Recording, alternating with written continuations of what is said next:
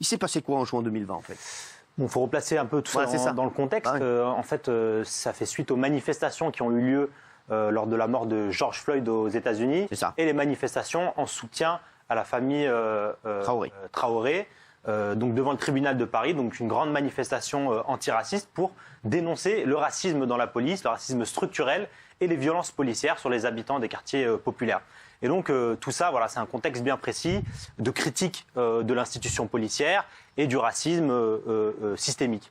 Et donc il y a eu une émission de France Info où Linda Kebab, donc syndicaliste policière qui est syndicaliste dans le syndicat Unité SGP Police, qui, on le rappelle, un des responsables de ce syndicat avait dit à la télévision que dire bamboula à un noir, c'était à peu près convenable. Je ne me souviens pas d'avoir vu Linda Kebab se soulever contre ça. Eh bien, elle avait pris la parole pour dire que la mort d'Adama Traoré et la mort de George Floyd n'étaient pas comparables, que la police aux États-Unis, que la police en France, n'était pas du tout la même chose.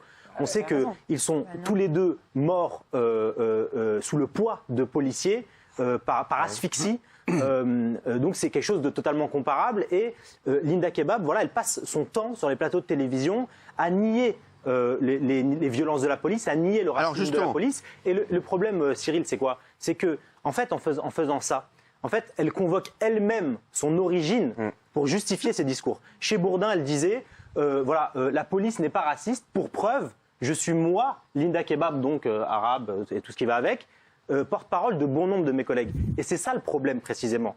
Arabe de service, dans ce contexte-là, c'est une critique de son discours politique, pas de son origine. Qui peut croire que je suis raciste contre les Arabes? C'est complètement ridicule.